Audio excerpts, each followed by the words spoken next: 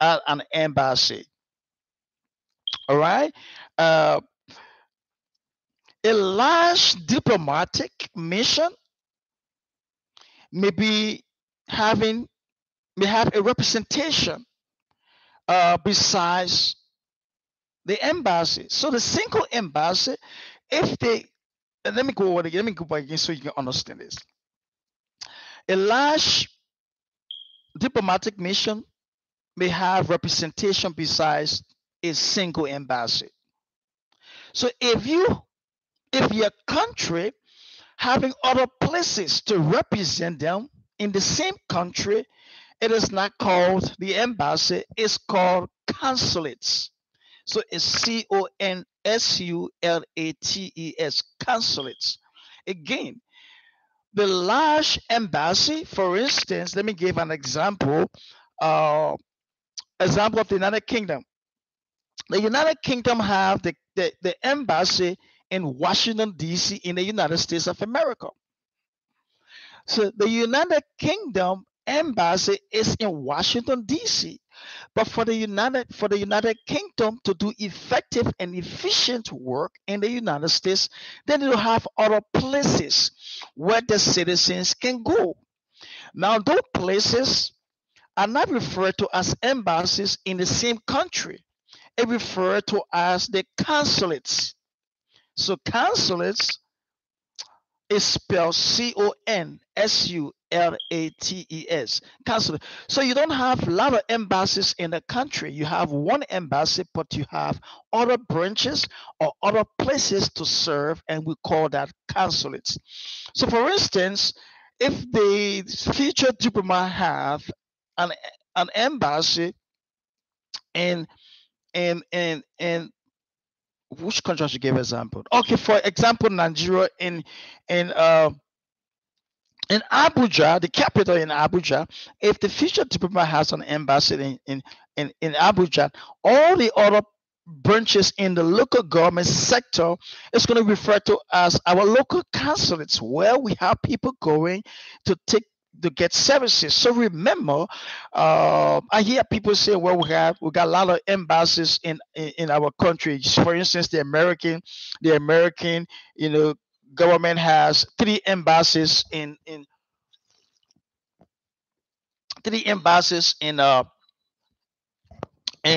Nigeria. Let me give an example again. Nigeria, no, they have one embassy in the capital of which is Abuja, and all the other offices around the country where to do the businesses is called consulate.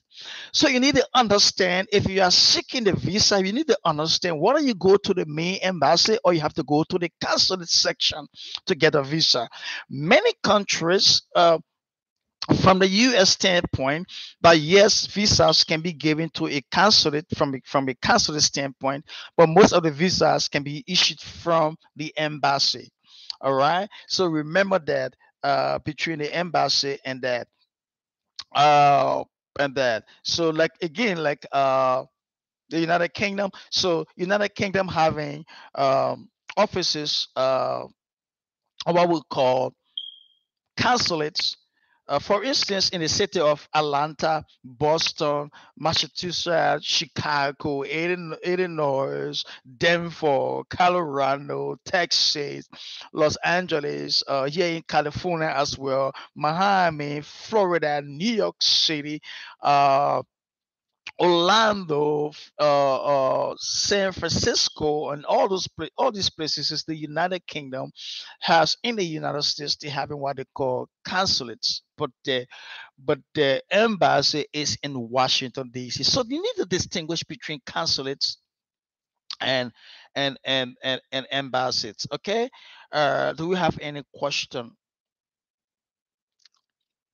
Yes, thank you. Yes, yes, Ambassador. Um, I'm a mercy. Yes, a permanent diplomatic mission is called an embassy. Perfect. That's correct.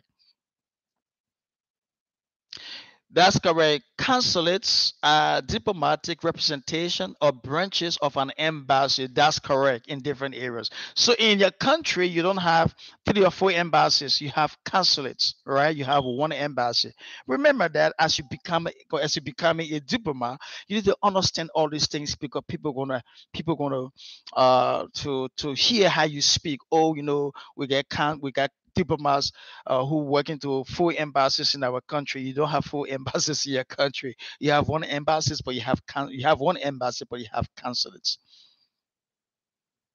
All right, thank you. Someone said I can hear him very clearly. Okay, thank you so much. I'm glad that you hear me. Now, let's look at the American diplomats. Most of our things will come from our an American standpoint because we're dealing with our our central office is from our headquarters is in the United States of America. So in America, American diplomats work with the Department of State that is called Foreign Services. Remember this one that the American diplomats they work with the Department of State, and that department that they work with in the United States here we call that department Foreign Services, and we have more than 12,000 people who work for the Foreign Services. And what they do is that they help Americans who travel abroad and those who want to and they also pursue the interests of America. So the foreign services help us.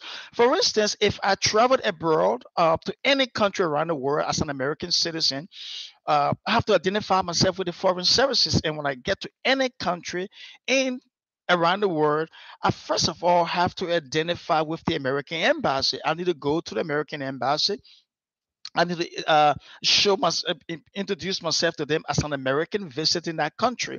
I go to the embassy. Normally, I don't go to the consulate. To the consulate section, I go to the embassy itself, and the embassy itself will connect with the foreign services in that local environment. That is the consulate to let them know that an American citizen is here, he's in Kenya, and he's going to be at this location. He's going to be there, and so anything that is happening in that country at that point in time, when the American government is looking for the citizens, they know where Ernest Gibson is. They know where I am located. They know where I live into that country. They know what I'm doing to that country. They can easily pick me up through the foreign services to bring me back to the United States of America.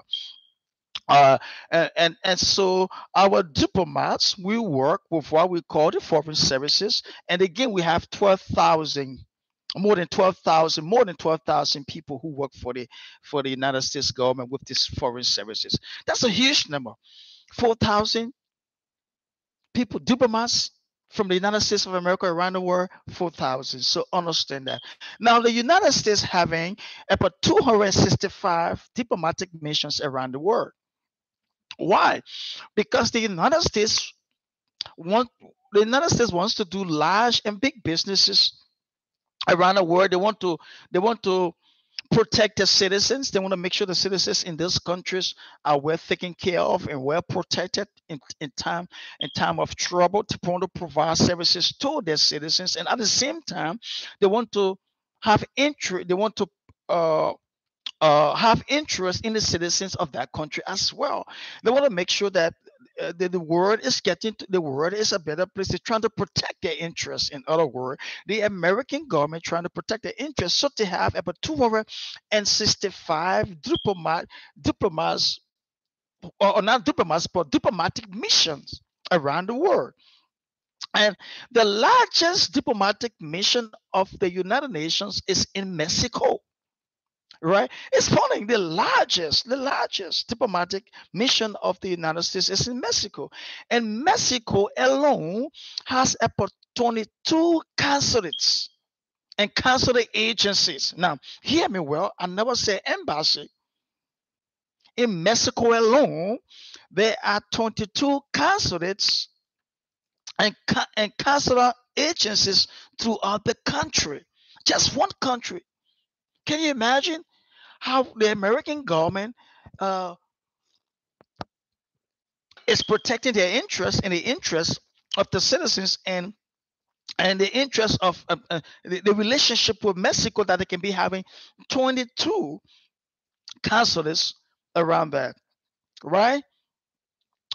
Uh, it may be different in countries, but let's look at the appointment of a diplomat. Do we have any question? Someone said my network is not too good. Well, please find a way to do that.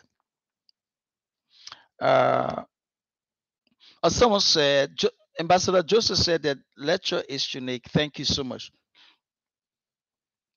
Thank you so much. No question yet. Okay, we're gonna continue. Ambassador Amma is there. Mercy, Amma Mercy is there, so she will be able to send your questions over to us. Uh,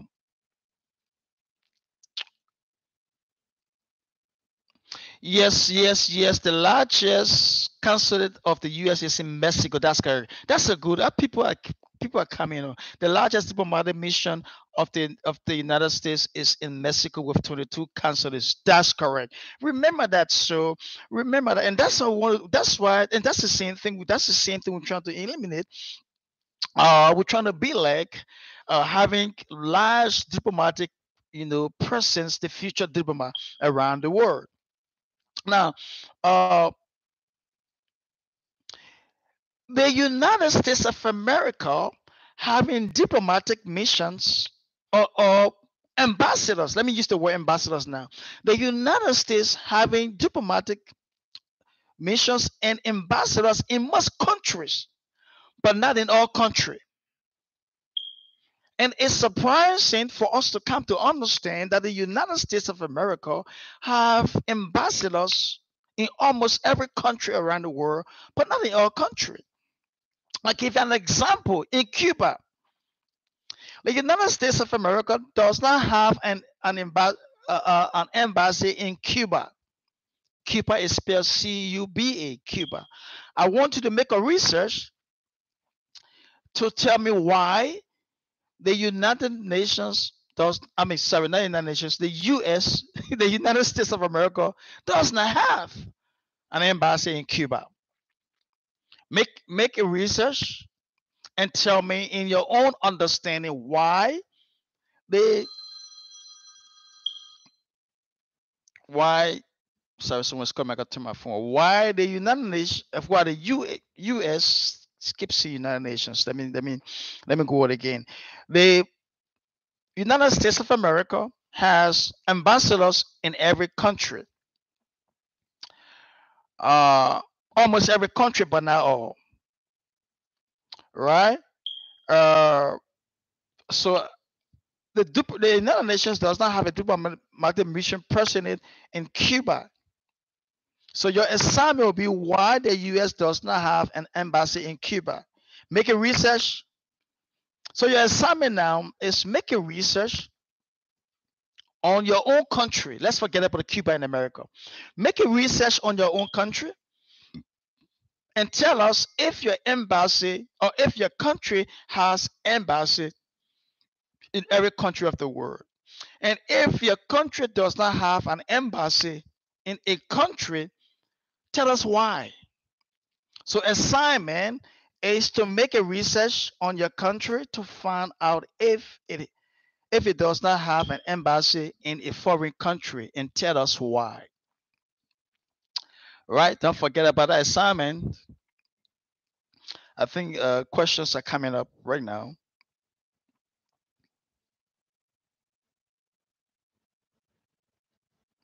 All right, someone asked, why does America have 22 consulates in Mexico alone? That's a good question. I said in my notes because Mexico is huge and there are a lot of things. Remember that Mexico shares border with the United States.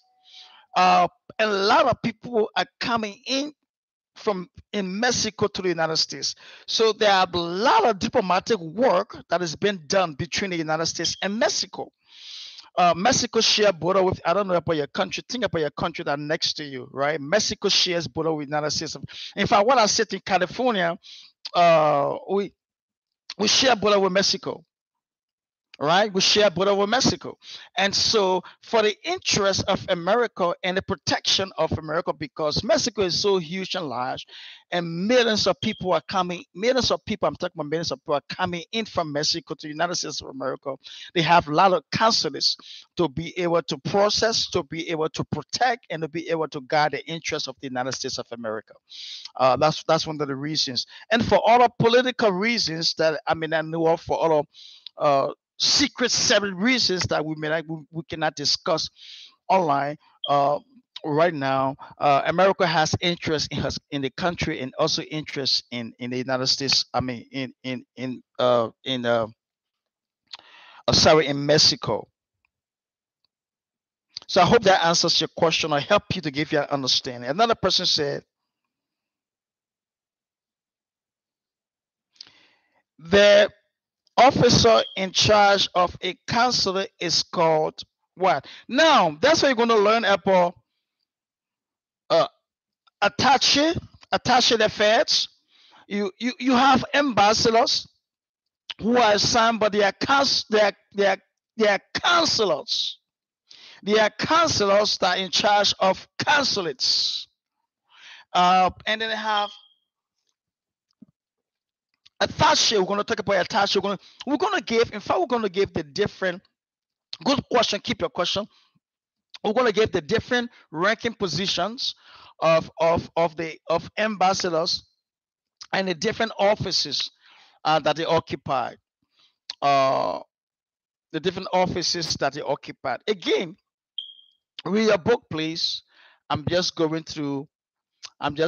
reviewing everything that you need to review, but I'm going through your book. Now remember that I want to tell us this, that in 1961, I know some of us are not born, so it's time to be long. In 1961, the U.S. withdrew diplomatic recognition from Cuba.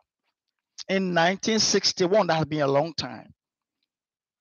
The United States of America withdrew diplomatic recognition from Cuba. Now, somebody need to ask why. Somebody going to ask me why, and that's a good reason. But I'm going to make you to make a research. It's in my notes. It's in your book. So if you read your book, you're going to know why. It's right in your book why the United States of America withdrew diplomatic recognition from Cuba. But my greatest concern right now is, what is a diplomatic recognition? Can anybody help us to answer what is a diplomatic recognition? Class, in 1961, the United States withdrew diplomatic recognition from Cuba. So my question is, what is a diplomatic recognition? It's in your book if you have read your book.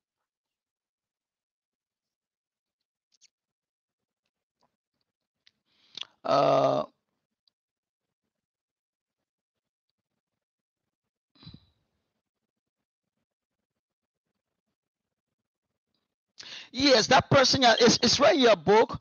Ambassador Gates said, during President Carter's administration in 1977, the United States and Cuba signed, it's in your book, signed an agreement to establish the U.S. interest section. Yes, it's called U.S. intent, or USINT, USINT, right? That's not an embassy. So they signed a contract. So they not an embassy, so they don't have an embassy. In fact, it's in I give it to you in your study notes. If you can check your study note, the Cuban government also have their interest in the United States. And let me go ahead with that question. I mean, that comment is a good contribution because I'm going to talk about that. Cuba and the United States sign this interest, common interest. Like I say, America has interest in every country around the world, and that's why they're having hundreds of hundreds of diplomatic missions around the world. But in the United States, Cuba does not have an embassy as well. So Cuba is the embassy here is in America. Sorry, in Washington D.C. Cuba is represented by the Swiss embassy. It's Swiss, SWISS, Swiss embassy. So the Swiss embassy is representing the Cuban government in Washington, D.C. So Cuba does not have an embassy. And the same way in Cuba, the United States is represented there the same way in Switzerland. Right, so they have another branch there. So they sign a part or an agreement, but they don't have embassies in these countries. They are represented by the Swiss embassy. So it's called in America. It's called USENT Havana, Havana. If you check that, it's going to be your note. It's called the USENT Havana, Havana. Okay, somebody asked the question, what's the diplomatic recognition? So someone tested. Someone just said diplomatic mission is the international law is unlimited political aid or state that acknowledge yes, acknowledges an act or status of another state or government. That's correct. That's correct. So simple put it, diplomatic, you correct. A diplomatic recognition is the act of one nation or one state accepting the independence and the legacy of another state or another country. Make it simple like that. I know you want to speak, you want to go a lot of good things here, but diplomatic recognition is just simple. A country, and every time I was talking about a state in our lecture, we're talking about a country. So a diplomatic recognition is the act, and the act means the law. It's an act of one nation or state accepting the independence and legacy of another nation or another state. Two words, the independence and the legitimacy of another. So the United States of America recognized 18, it was in 1847, between 1847 to 1849, between 1840 to 1850, round about that, the United Nations recognized the independence. Let me give an example for the Republic of Liberia. So it was called a diplomatic recognition. And when a country has a diplomatic recognition, then they come into an agreement. That's when the country will now recognize and send an ambassador for the initial stage to set up their embassy in that country. So a diplomatic recognition is the act of one country, one nation recognizing another state or another country, right? So you being our diplomats going around the world, well, we recognize those countries, and that's why we send you there. So today, the United States is represented by a branch of the Swiss embassy in Cuba, right? And I said that. So the United States is represented by a branch of the Swiss embassy in Cuba. We don't have one there. Now, we want to know how our embassies are staffed.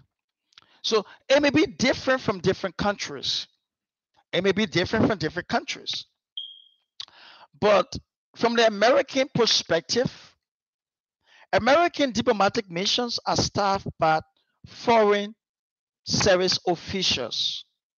Take note of this one, that American diplomatic missions are staffed by what we call the foreign service officials. It may be different from your country, right? And since I don't know about your country, that's why most of the time, yeah, you hear me talking about the United States of America, because I understand the diplomatic move from the United States of America than your country. So you just need to study it and see who staff your through your diplomatic missions abroad. But from the United States, our diplomats are sent by what we call the service of foreign service officials and foreign service specialists. Now there are two things: they are officials and they are specialists. All right. Uh, there are five major branches of the work of the foreign services when it comes to the United States of America.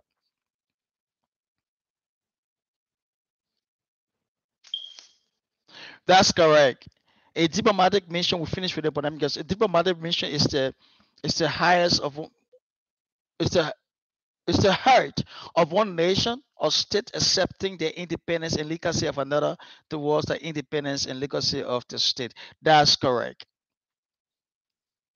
Uh, Someone say, "Yay, Havana, Cuba." Yes, Havana, Cuba. That's Elizabeth. Thank you that you follow me, and I really appreciate that. But there are five major branches of the work of the foreign services officials.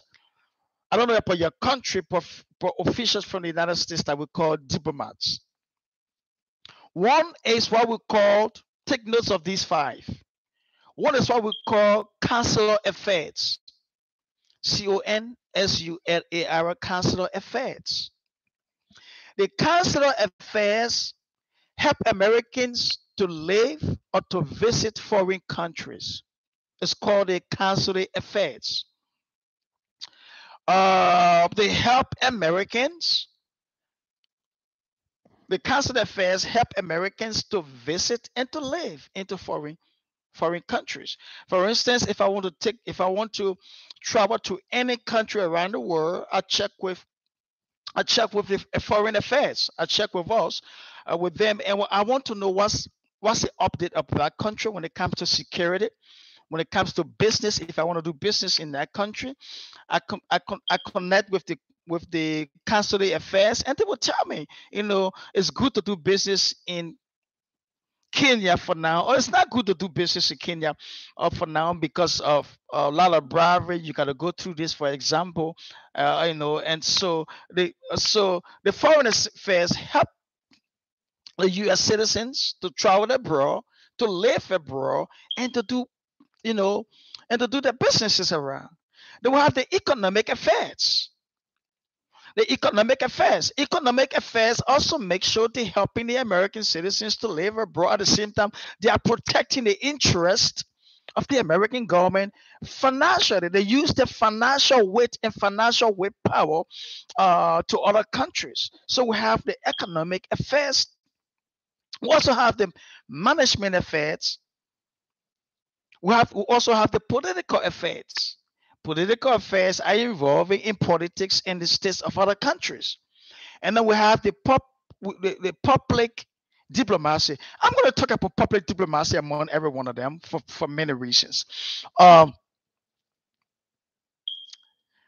the five branches again of our foreign services officials are the consular affairs, economic affairs, management affairs, political affairs, and public diplomacy. Hear that again? The consular affairs is the first out of the five major branches of our foreign services officials. We have the economic affairs, we have management affairs, we have political affairs, and we have public diplomacy. Make research of your country. See how many branches that your foreign services have when we're sending people on diplomatic missions around the world. You don't have to submit that into me as an assignment, but it gives you an idea that when you as an embassy as an ambassador with the future diplomats, and you're trying to do business with your country or with other countries around the world, you come to have an understanding which affairs or which department you have to do your business with. You cannot go and do consular affairs with the management affairs. You cannot go and do the public diplomacy with the consular affairs. Every branch of your foreign services are there for a particular reason. I'm going to say this again.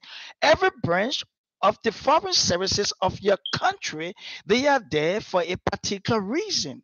So my greatest goal and desire is that check with your foreign affairs or check with your diplomatic agency to know what the branches are, and if future diplomat is to do business with them, which branch, which part of the which part of your government, which part of the embassy that we can do business with. Because many diplomats do not understand, they will try to do business with other with embassies around the world. They will send in proposals, they will send in letters. Sometimes it will not be honored, or they will give you a referral because they will tell you, we don't do that here. This is not part of our, this is not part of our responsibilities. It's not part of our role. It's outside of our jurisdiction. Most times we say it's outside of our jurisdiction, or it's outside of our responsibility. And sometimes they will make a referral, right? But I say I'm going to be talking about public diplomacy. Who can tell me, class, what is public diplomacy, or give me a practical example of public diplomacy? I want someone just to give me, do not define public diplomacy, but give me a practical example of public diplomacy. I'm gonna wait for a second, 2 seconds. Give me an example of public diplomacy.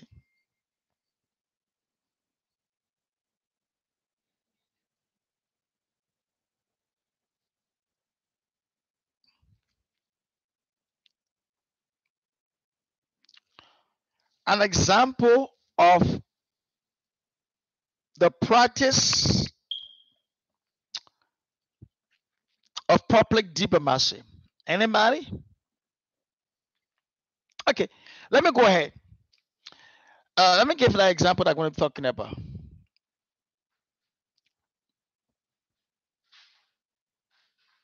Let me give an example, since I've been waiting for someone to give me an example of public, an example of the practice of public. Now, let me say this.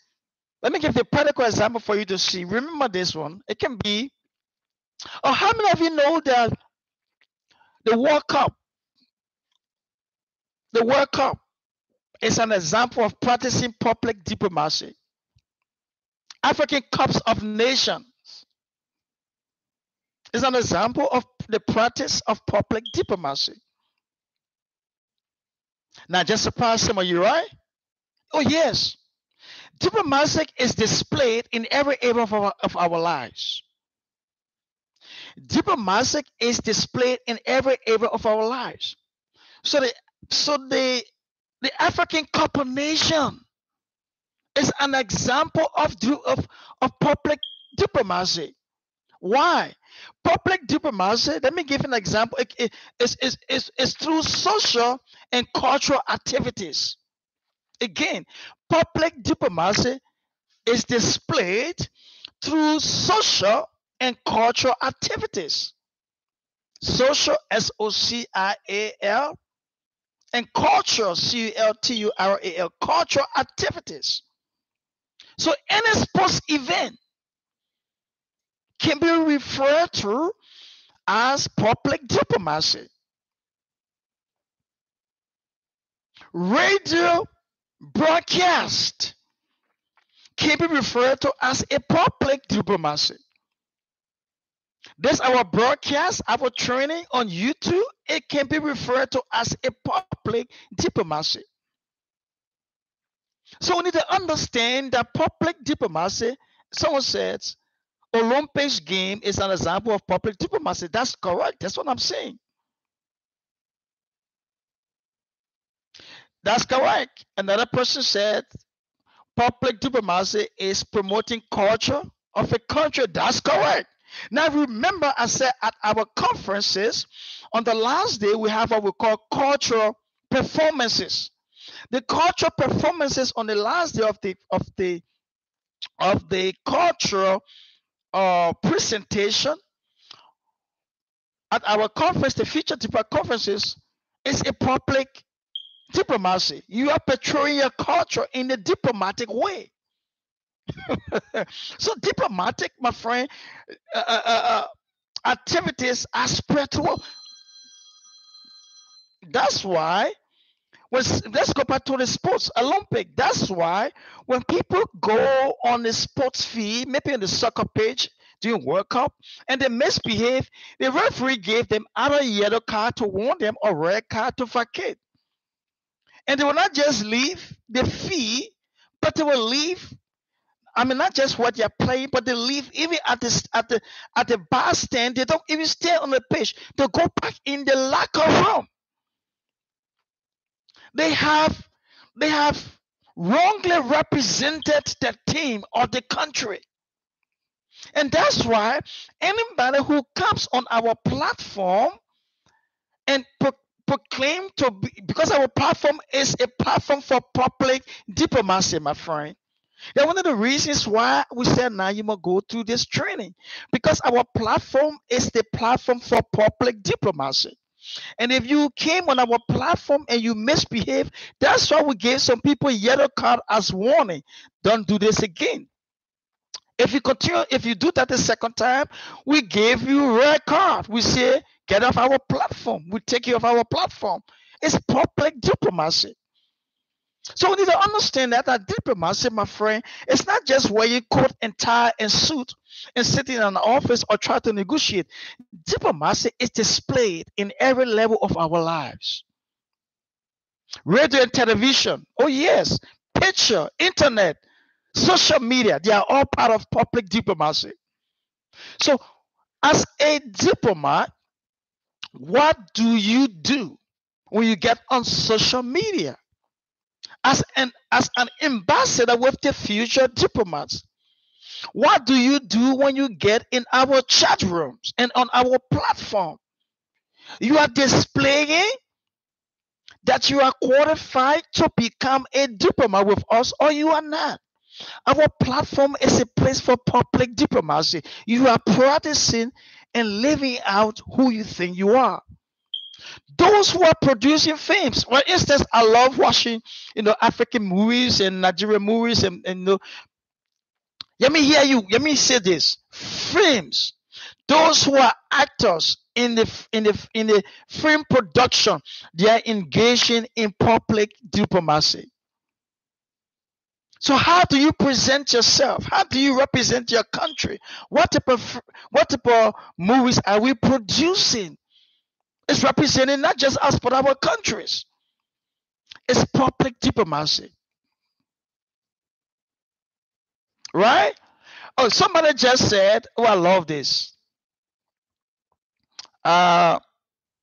Someone just said, Ambassador Tyan just said, war, beauty, passion. That's correct. War, beauty, passion is a public diplomacy. Education and exchange program for scholars is a public diplomacy. But hear me well, it can be a public diplomacy. It can also be people-to-people diplomacy, and we're going to talk about that. So there is a difference between public diplomacy and people-to-people diplomacy. For instance, when a student is going abroad to study, what I said before, it may not just be, it's not public diplomacy, it's people-to-people diplomacy, right? So I agree with your contribution, but we got to be mindful of when it comes to the student going abroad for studies and things like that. Student exchange program, yes, you all depends on the exchange program. All depends on what. If we get towards science or cultural or representation or activities, then we can say, yeah, it is the practice of public diplomacy. All right. But we have public diplomacy and people to people diplomacy. It's all part of your notes. Now, let me talk about this one. Broadcasting can be said to be an example of public diplomacy. That's correct. That's correct. So you see, folks, we're learning diplomacy now from a different standpoint. Many times we thought diplomacy could just be someone wearing coat, suit, and tie and going around the world, flying around the world or driving in a nice Mercedes Benz and going to keep peace around the world. And then they say the person is a diplomat or the person is a representation in the government. He's a senator or is a minister and he's a diplomat. No, diplomacy is broad. It can be spread in every area. People who are sports advocates or people who are in sports, they are in diplomacy. People who are producing films, movies, they are in public diplomacy.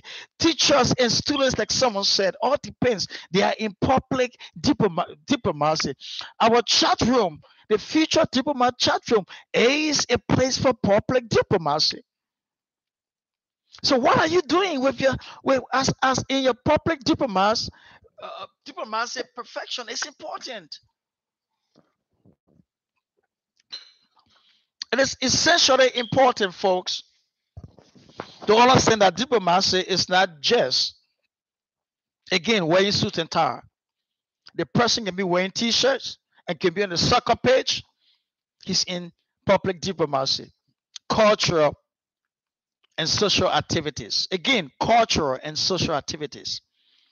If I involve into that, you are part of the diplomatic community. Now let's come back to our study notes in your study guide. Right? The foreign services specialist, listen to this one, it's important. The foreign services specialists from the United States of America, they provide important services for our diplomatic missions around the world. Right?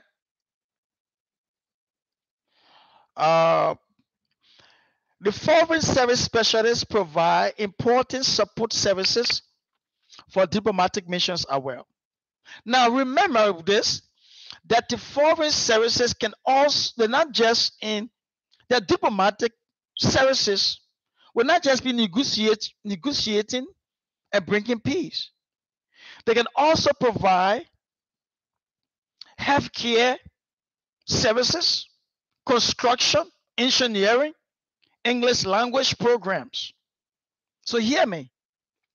We have what we call the foreign services officials, and we have the foreign services specialists. The foreign services specialists of the United States of America provide important support to our diplomatic missions around the world. In the same way, like the foreign services, our ambassadors going to provide important support to our diplomatic missions around the world. It includes healthcare. It includes construction. It includes engineering, English language or foreign language programs. So for us, the future diplomats, we thank God that we're having with us Ambassador Ama Mercy Samuel. Ama Mercy Samuel is very much influenced in French. In fact, she is a French professor. Ama Mercy Samuel is going to help us in our foreign services. One of the courses we're going to do at the Future Diplomat is to teach French, right? And we're having two French professors that have come on board with us. And they will be having live interaction programs, making sure that some of our ambassadors who want to travel around the world, especially to the Francophone countries, must be able to speak a little bit of French. They can greet themselves, they can talk to people in French, they know how to call their name in French, and so forth. And so that's why It is important to understand that diplomatic missions, the specialists, are not just there to keep peace. They are not just there to negotiate. They are also there to provide important services to diplomatic missions. Again, construction, engineering, language program, healthcare, those are the things that people need to be aware of. Okay, so if there are any question,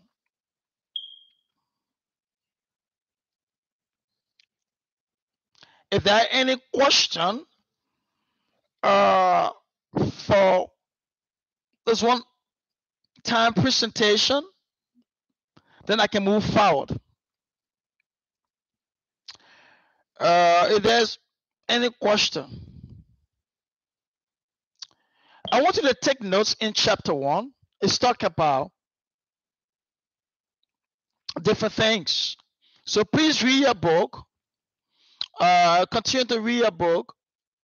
And we are here for you to ask your questions. So we are moving forward. Hope you can still see me and you can hear me.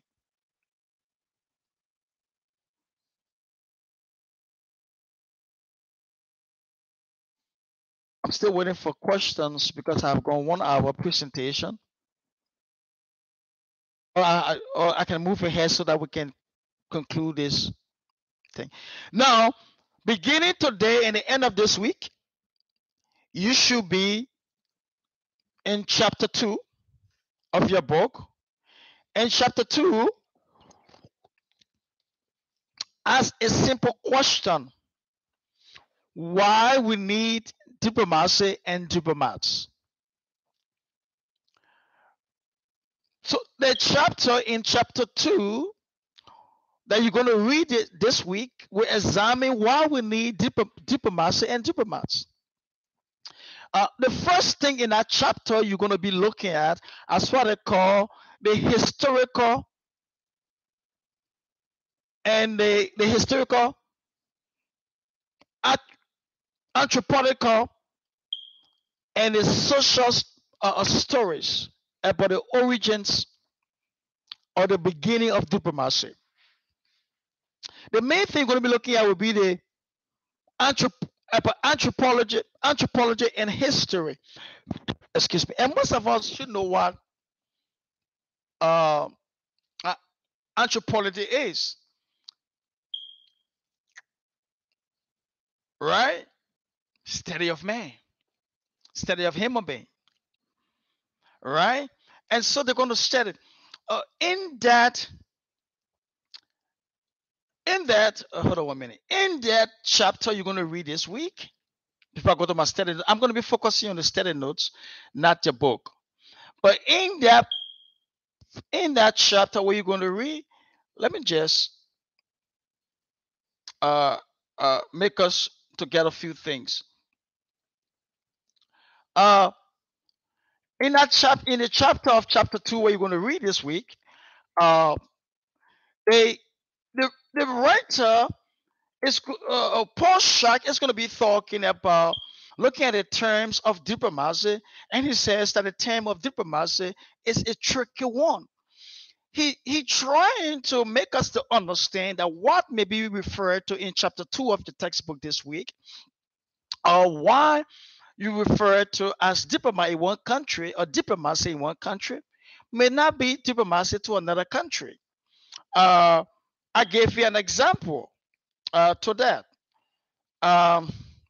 He said, before I give you an example, he said in chapter 2 that the word diplomacy may describe something else to one person, and it may describe something else to another person. For example, let me give an example. The Chinese, according to Paul Schack in our book in chapter 2 you're going to read, he tend to equate diplomacy to foreign policy. So the Chinese believe when you talk about diplomacy, Man, you might just be talking about foreign policy. Anything to the Chinese government is about foreign policy. All right. Then they refer to that as diplomacy. For instance, the Americans, when the Americans talk about diplomacy, they are talking about international relations in general. Amen to that. Somebody want to say amen, I'll say amen to that, right? The Americans often refer to foreign policy as international relations. So hear me well. The Chinese talk about policy when it foreign policy when they're talking about uh, diplomacy. The Americans, we talk about international relations in general when we're talking about diplomacy. And many other English speakers, when they talk about diplomacy, they are talking about the way in which the people are communicating with other people, especially when it comes to difficult issues or issues potentially that has the potential to create problems, right? So you see different meaning to different people. Now, in chapter 2, the writer Paul Schack would tell you that anthropologists tell us that once people see themselves living in separate groups, when these groups come together to meet, they must find a way to communicate. And so the writer is trying to say in chapter 2 of the textbook that communication is an important key to diplomacy. Communication is an important key. And he went back to talk about anthropologists.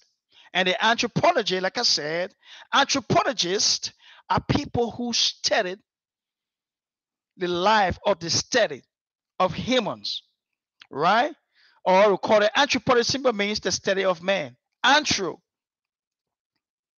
human or man, apology, study of. So anthropology simply means it's a study of human beings or the study of man. So anthropologists believe that diplomacy, we're talking about the history of diplomacy now, goes way back to what we have today. Anthropologists believe that the history of diplomacy started when men began to associate themselves together, and that's chapter 2. You're going to be reading the rest of this week. I hope somebody has started reading chapter 2 already. For instance, anthropologist in an anthropologist is in your book, but it's spelled, if you want to spell it, you spell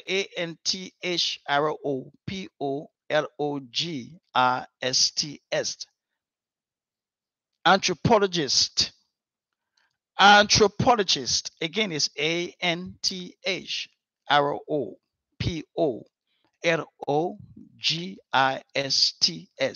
Anthropologist says that diplomacy goes way beyond what we think is happening today. They say as long as people were gathering together, they must find a way to communicate. And communication requires a skill or a level of diplomacy.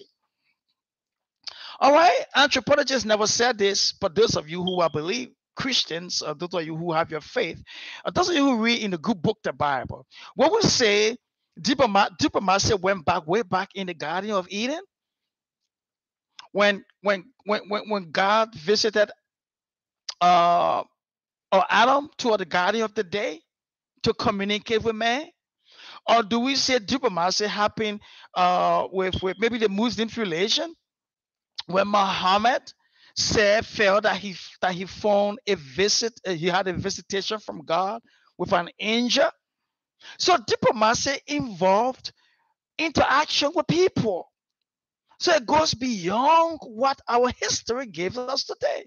In fact, anthropologists uh, will not just believe that diplomacy started with India when the Indian government was sending a representation to another country with a letter. So yes, history says diplomacy began by a letter sending a communication. Before you have an ambassador those days, you must have something important to communicate. Hear me this again. For diplomacy in those days to be effective, before you have an ambassador, it means you have something important to communicate. And the importance of your communication representing either your family, your country, the nation becomes important. So someone will be selected.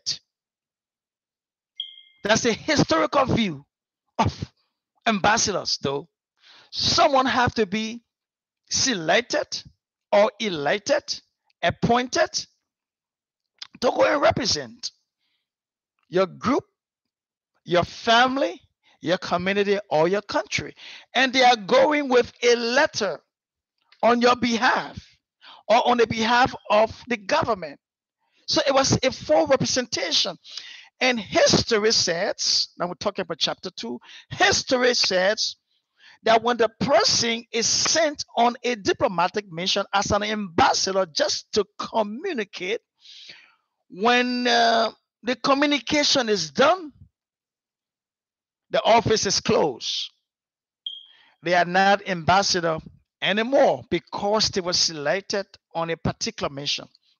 And let me say this to you, that in the United States of America, ambassadors are not appointed by nobody else besides the president.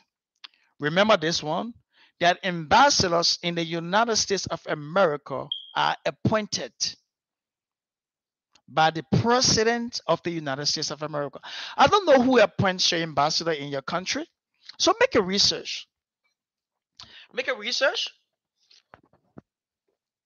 Don't submit it to us as an assignment, but just for your own enlightenment, for the functionality of your civil of your foreign service or your international relations, whatever you term it, your foreign policy, your foreign policies policy, to know who appoints your ambassadors. But ambassadors are appointed by the president of the United States of America, not by Congress, not by no. They are appointed by the president. Yes, they go before Congress for confirmation. They go before Congress to be approved. But ambassadors are appointed by the president of the United States of America, not the vice president, not the speaker of the house, not anybody else, but the president of the United States of America. And that's why in the future diplomats we do the same. Your president or your DG appoints our ambassadors. We appoint you, I appoint you as ambassadors around the world representing our interest in your country. So, and that's why the writer is talking about in chapter 2 of your book. He said, "Want people together uh, to do anything and communicate. They are involved in diplomacy. It's because they are communicating. It doesn't snow here in California where I am. In fact, one of the reasons why I moved to California because it's a nice weather, beautiful weather, good weather. But when I was in Pennsylvania, that is in Philadelphia, in Pennsylvania, there were heavy snow. It snowed during the time, man. The snow will go to 6, 10, 12 inches. The snow will cover your entire vehicle. In fact, sometimes when the snow falls, your front door will not open. People will not even go to work, for 1 or 2 days. What happens? Hope you still seeing me. What happens in a question?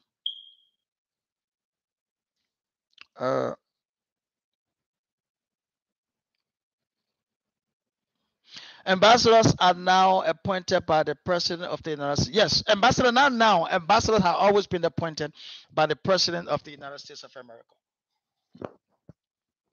But I was talking about the snow. When it snows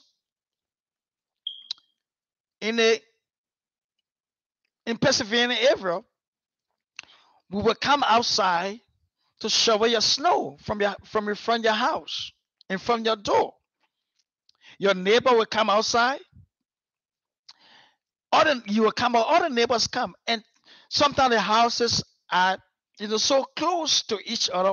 The neighbors will shovel the snow together, and they will start to communicate and talking and interacting, and then they will say, let's do the part of my portion of my yard first, and then we'll do your yard second. The writer in chapter 2 says that was a form of diplomacy in those days. You will see that in the book. That was a form of, even as long as people came together to do that, it was referred to as diplomacy in those days. So you even shovel snow, you become an ambassador.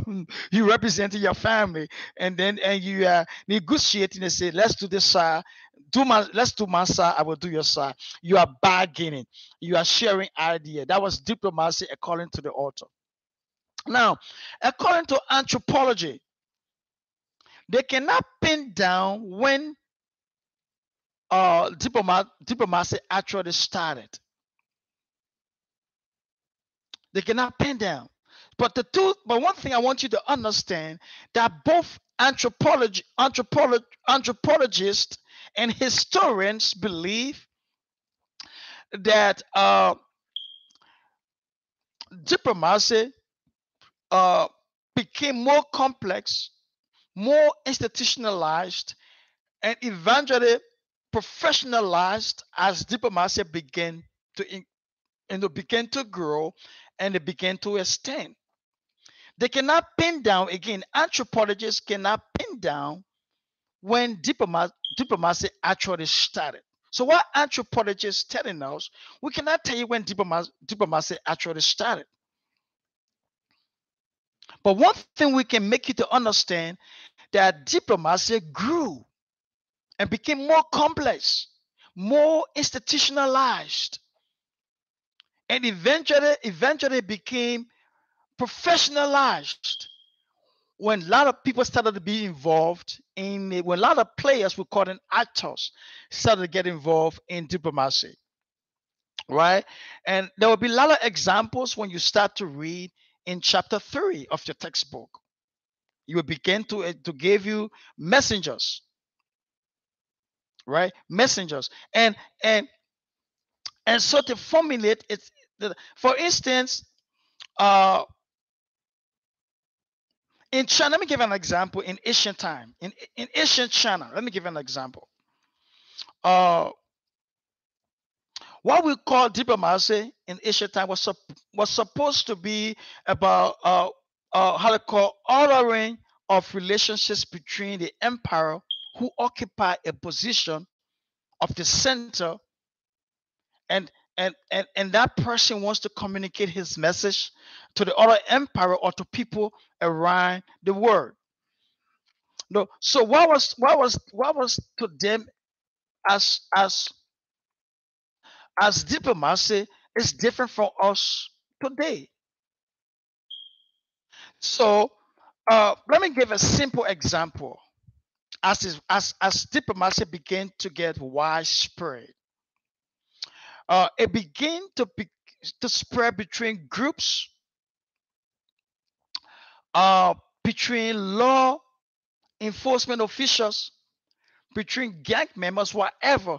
But to simply put it, diplomacy occurs whenever separated groups enter into relationship with another person or another group. Again, I'm going to say that diplomacy occurs according to your author in chapter 2. Diplomacy occurs whenever separated groups or people come into relationship with one another. I said before, when the residents of an apartment or a building, when they came together to clear snow from the driveway, they were practicing diplomacy that when they feel according to the altar. So Take this note. Anthropology, according to your author of your textbook, anthropology and historian are very good at tracking the way that diplomacy emerges uh, from one state to the next state. And to say that it's getting more complex. And this is why the author says that we need diplomats and diplomacy, because things are getting more complex. Remember, we are on the subject today of why we need diplomacy and diplomats. Because diplomacy emerges in its simplest state. It can evolve into something more complex. And this is found all over the place. Look around us. See what is happening. See what is going on. Why we don't need diplomacy and we don't need diplomats today? See the war going everywhere. Infliction of things. Our community is so bad off. People are suffering. Why we need ambassadors? Why do we need diplomacy? We need it because things are getting off hand. We need selected people. Again, remember, if we go back to historian or anthropologists, to believe that diplomats or ambassadors were selected people who were selected to communicate a strong message, to bring about a change, or to negotiate in their favor or in the favor of the person who they are advocating for. In your textbook, you're gonna learn also what they call the diplomatic climate. I'm not going to talk about diplomatic climate right now. I'm just going to give you an overview of that, a diplomatic climate. But before we come to the diplomatic climate, I want you to understand. Let me see if I have any question. Oh, no question. Then let me make sure that people are hearing me. Are you hearing me?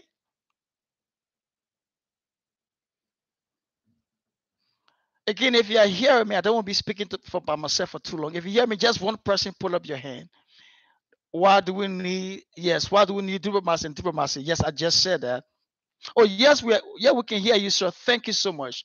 All right, thank you so much. Everybody don't have to put up their hand. Ambassador Ama Mercy said we can hear you. So why do we need diplomacy and diplomats? I said we need diplomacy and diplomats because of the unfolding or the emerging of what is happening around the world.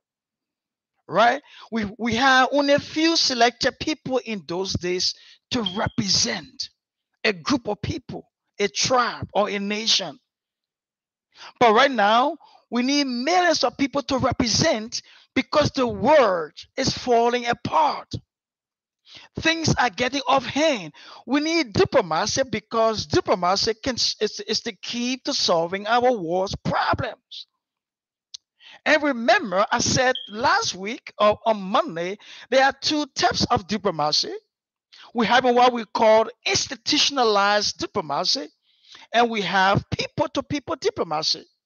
What is institutionalized diplomacy? I said it's solving problems. We call that problem-solving diplomacy. So an example of problem-solving diplomacy can be the United Nations. United Nations came in existence because of World War II.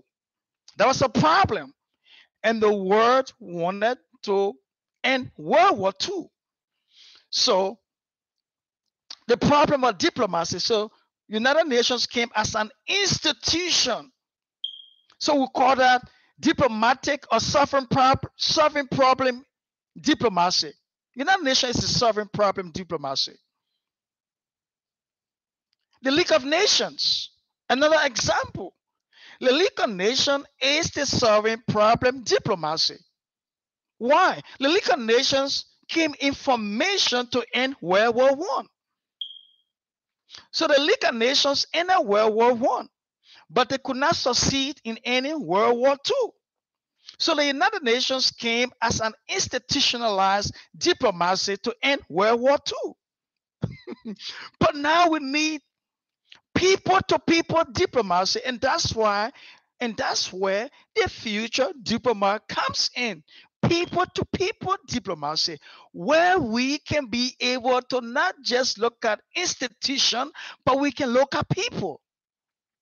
Oh my my thought goes way back. We are solving world's problems. That's why we need ambassadors. That's why we need diplomats to solve world problems. People's problem, not institutional problem. You know, people want to grow big institution to make name for themselves. People want to establish diplomacy to say, well, this is me, or this is what I'm doing, this is my institution. The future diplomat on our diplomacy engagement, we are not an institution, we are a movement that is moving across the globe, people to people, and solving problems. So if you're looking for an organization, then we, the future diplomat, is not for you. If you're looking for people to people diplomacy and ambassadorial relationship, then the future diplomat is for you. So take this in mind. Diplomacy has emerged. Diplomacy has expanded because of the world's problem. So the time for building institutionalized diplomacy should cease. The time for people diplomacy is important. Let me give you an example of people to people diplomacy. Let's look at Bill Gates. Bill Gates and Mandela Gates, they are an example of people to people diplomacy. They are involving in changing lives. In fact, Bill Gates was the initiator, the organizer, and the production of the very computer we sit on today. The World Perfect program that we use in our computers. He was not just building an institution for himself. He was providing solution to the world. For the world to become a global village, we have the computer, we have the system. So it's more than institutionalized diplomacy. It's now becoming to be people to people diplomacy. So why do we need diplomacy? Because the world has extended. People were involved in self-interest, but today the world has extended. The world has become a global village. We need more people to represent and to solve problems. More people to represent and to solve problems. Somebody said the network is bad. They left. You figure how you're gonna do that, folks. Um,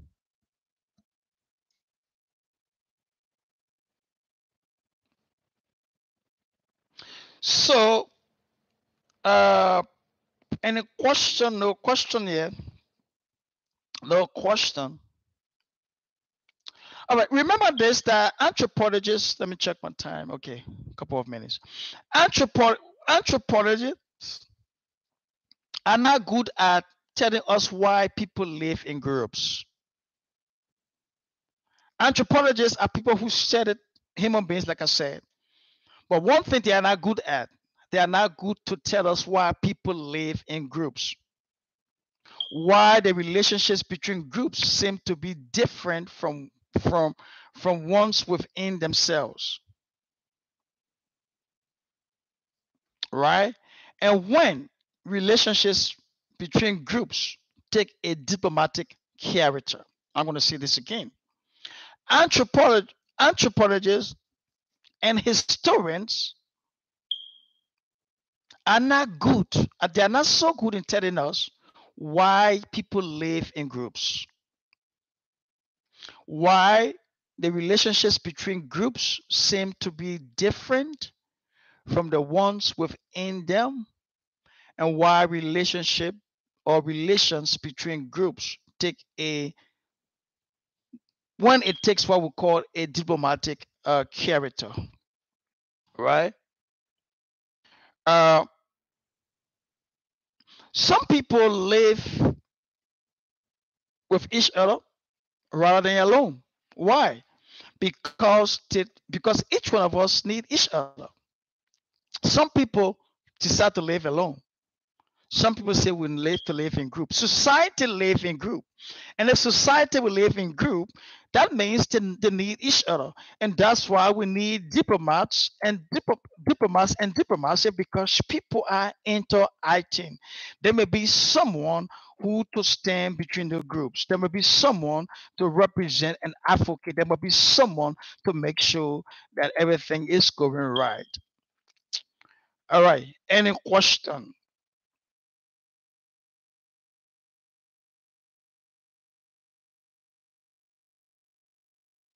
Uh, Let me say this to us. In diplomacy, we need to understand that relationships within groups take place along several dimensions. Several dimensions. I talked about this before. Let me give you some example. Take note of this. Please take note of this. Relationships within groups take place along several dimensions. I'm gonna name some of the dimensions to you. Let me give you an example. Legal dimension, economic dimension, political dimension, cultural dimension, and emotional dimension. I'm going to say this again. Relationships within groups take place along several dimensions, and I'm going to give you 5 other dimensions. Legal dimensions, in other words, that things that happen at the legal level. So we need diplomats at the legal level. We need people who. That's what we're so glad that the diplomats or our ambassadors who are coming alongside of us. We have people who are legal advisors. We have lawyers amongst us, because diplomacy is taking a different trend. So we need lawyers to be with us, right? There's a legal dimension, economic dimension. Financial things are falling apart. In fact, the American government is involving in economic dimension to make sure that the UN currency is stable and still has value. Economic dimension, political dimension. The United States and your country and my country, we are protecting our interests politically around the world. Political dimension, cultural dimension. We talk about cultural dimension, and we just talk about that, and we talk about that in what we call the public diplomacy, cultural dimension, right? Every culture is trying to project the culture around the world. Emotional dimensions. Some diplomats fail the emotional dimension. Some diplomats cannot control their emotions. So they have emotional dimension. And those of us who cannot control our emotion, it's hard for us to become effective and tactful. Hear the word again, tactful. Efficient and tactful. I gave you another assignment to define what tactful means and what it is to become a tactful ambassador. Right? So it is important for us to understand that. Um, relationships takes relationship in our diplomacy, it takes a lot of different levels. Let me talk about culture. Let me give you the dimensions. Let me talk about this one. So we'll talk about emotional bonds between groups. Emotional bonds are important. Cultural significance between groups are important. Now, if you are dealing with someone as an ambassador, what is your emotional bound or your emotional connection? Emotion just not to be able to, I mean, it's not just talking about controlling your emotions, but are you sympathetic as an ambassador? Do you have an emotion, an emotional bound between you and the person you're working with? Do you have an emotional bound of the person's problem? Look in your community as an ambassador. What type of bound do you have with your community? Your cultural significance. Cultural signals between groups are very much important. It may be weak. It may be weak in some group. It may be strong in some group, but it is important in the historical context of diplomacy. Again, cultural signals are important. We need to understand the culture of the different groups.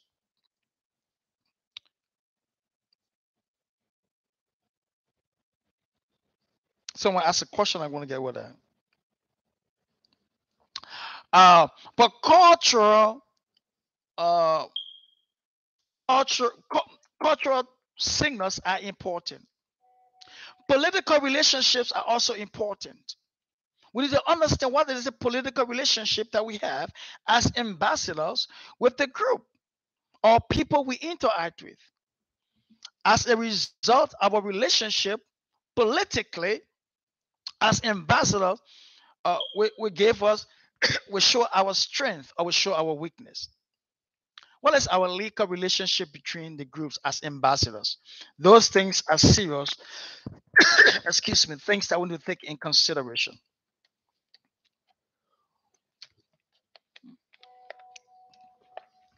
Now take this note. It's in your book. It's in it's in 2.3. 2.3, but take note of this one.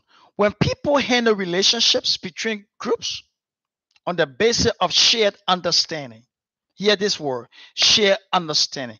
When people handle relationships between groups on the basis of shared understanding on how they're going to do and going to work together, we can say that they are practicing diplomacy or they are doing diplomacy.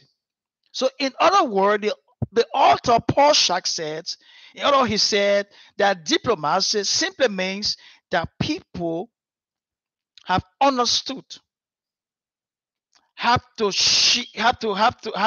shared understanding and how these things will be conducted. So, diplomacy by the author in your book, in your study book, if you read in your study book, gave 6 dimensions or what we call 6 challenges. Let me use the word challenges. 6 challenges. The first challenge is presented by maintaining diplomatic security and safety.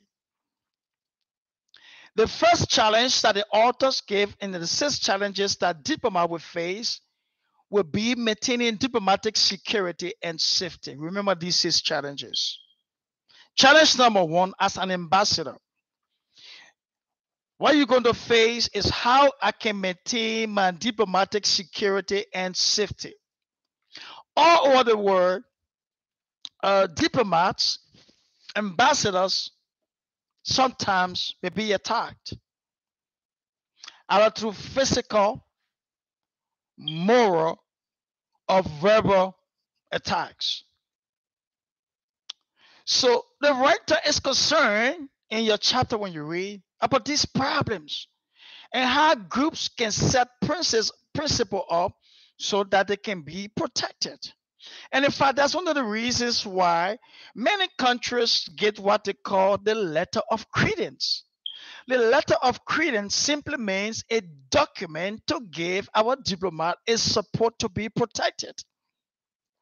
And I said that the future diplomats also want to give our respective diplomats a letter of credence so that they can be protected, introducing them to the embassies in the country, introducing them to the government of the country so that they can have that credence and support. Right? So that is so much important. The second rule, that is, diplomats was careful of the messengers in those days not to be killed, in other words. Oh, yes. Ambassadors and diplomats were killed around the world. So for diplomats to be protected, there was a challenge of how can we protect that. So the writer will explain to you that the first challenge is going to be how can you maintain diplomatic security and safety. The second challenge is about presenting what we call the diplomatic communication and representation. One group have decided to communicate with each other. How will they do it effectively? How they will negotiate? And that's the second challenge. So the second challenge is what we call diplomatic communication and representation. How can we effectively communicate and how can we effectively represent the people we are representing? And that's one of the challenges that diplomats face around the world. And that's one of the challenges also that our ambassadors face, even in our chat room. How are they representing the future diplomats? How are they communicating? And that's what the writer would tell you in chapter 2 of your textbook when you continue to read. The second challenge is to conduct yourself through your communication and your representation. The first challenge is to make sure security-wise you are protected. Be mindful. And the second challenge will be, as ambassadors, how can we communicate effectively and how can we represent ourselves? But not just ourselves, but represent the group of people we are facing. Today, the problem of representation is more complex. The problem for representation of diplomats is more complex. Why? Because there are a lot of people claiming to be carrying messages between groups. There are a lot of people claiming to be carrying messages and they're claiming to become ambassadors when they are not. So the true representation is important. So as a diplomat, as an ambassador, we need people who will represent us and represent us in an ethical manner, in a truthful way. The third challenge to you as ambassador or diplomat would be diplomatic understanding and avoiding misunderstanding. It's very important. The third challenge is presented by achieving diplomatic understanding and avoiding misunderstanding. To be an effective and efficient or tactful diplomat, you need to understand people, culture, and language. Again, for you to be an effective diplomat, you need to understand people, their culture, and their language.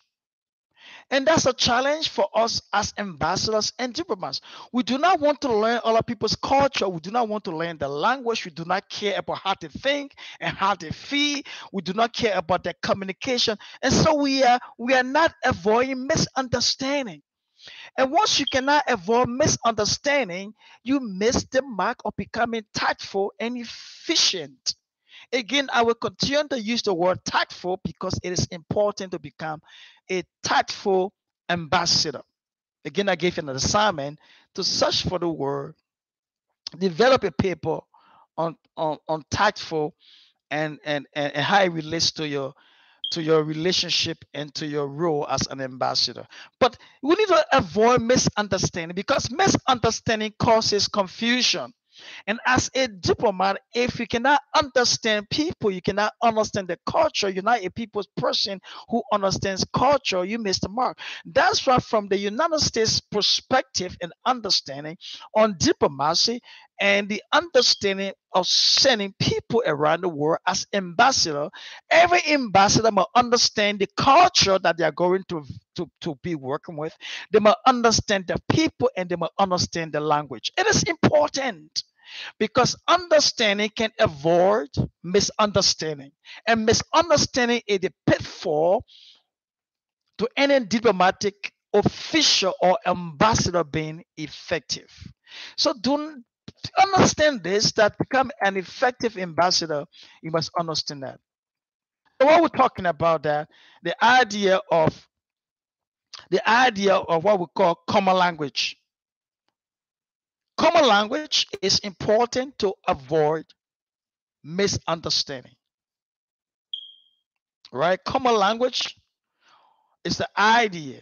Common language is present. It's important to do that. No, hear me, ambassadors. Understanding the common language or another person's language is an important skill for those of you who are going to be handling communications between groups and between people to be successful. I'm going to say this again. Understanding the common language of another person is important. It is an important diplomatic skill for those of you who are going to be handling communications. You're going to be advocating. You're going to be negotiating between groups, between individuals. If you don't understand and if you don't have a common understanding of the people's language, you can never be effective, my friend. It's a vital skill. So professional diplomats often see skill as an important or attribute to the perfection. Important attribute to the perfection. Any question? I will soon be closing so that you can have your question. I will soon be closing. Let me talk about the fifth challenge. The fifth challenge that we have today in diplomacy, why we need diplomacy and diplomats, why we need diplomacy and diplomat, because of the challenges. The fifth challenge is the demand on diplomatic persuasion and negotiation. Take the note. The fourth challenge, the reason why we need diplomats and diplomacy, is the challenge that we have on diplomatic persuasion and negotiation. Persuasion is Persuasion, and negotiation is Negotiation. Negotiation, persuasion, and negotiation. Right? Persuasion and negotiation is important. You must be able to persuade someone to buy into your beliefs. You must be able to persuade them to understand your principles and your values. Right? For instance, let me go back to the market woman who's selling her goods. The woman is trying to persuade you to get her goods. You try to negotiate with a woman to tell her $10 is too high. I can pay $8.50. You're trying to persuade her and she's trying to persuade you. So both of you are trying to persuade each other the value of what you have, and you're trying to negotiate. Now you have the skills. How many of you know that you have the skills to go and buy a pair of shoes or $120 in a store here in California, one pair of shoes, $120? You still have the gift and the persuasion to persuade the person who's selling that shoes to you for $120. You can persuade them and you can be able to negotiate and convince them that you can buy the shoes for $100 or even $80, saving you at least $20 or $40. It's your persuasive ability and the skills of negotiation. Then you become a diplomat negotiating. And that's one of the problems we have. People do not know how to be persuasive and negotiate. If you have problem, if you don't know how to persuade other people, you don't know how to negotiate with other people, you miss the mark of becoming tactful and efficient. So those are the problems that we face. You got people who want to be diplomats, but at the same time, they cannot persuade someone to follow the dream. They cannot persuade someone to stop what they are doing. They cannot end up what they are doing. They cannot negotiate. Where persuasion does not result in agreement, where, again, listen to this, where persuasion does not agree in agreement, it can also extend in what we call negotiation. You're trying to persuade the person and the person cannot agree. At the same time, it can extend in negotiate. You can negotiate with the person. And negotiating with the person is simply that's a process by which you can tell the person to say, if you can give me what I want, or you can give us what we want, we will give you what you want. That's negotiation. It's not always on your side. If you give me this, I will give you that. So the woman tells you, if you give me $50, I will give you this wall clock. And she's trying to then you try to negotiate. I can give you 20. So it is important. Even in your group, be persuasive. Be persuasive. Be able to communicate. And let me talk about the last challenge as we come to close. The last challenge, and I will take your question. The last challenge, what we need diplomacy today. The last challenge is for those who conduct those who conduct relationships between groups. It's what we call diplomatic culture. I told you about diplomatic culture. Now, you need to understand, as a diplomat, you're going to be working in culture. We're going to go back again, simple to the woman in the market. I am the buyer. I'm going to buy this fish. The woman, I'm in my own culture. I am the buyer. She's in her culture. She's the seller. And I'm going into the market, or I'm going into her store. That's another culture, another cultural environment. So an ambassador or a diplomat may find himself in at least 3 cultural places. First, your own culture. Second, the person's culture you're trying to negotiate with. And third, out of the environment or the bystander culture. In the market, there are a lot of people listening. There are a lot of people passing by. There are other people selling. Right? Well, another woman will shout from the other side, I got market here. My fish is here. If horse is expensive, mine is here. You are in a cultural environment. The same way we diplomats at the embassy representing us, you're going to be in a cultural environment.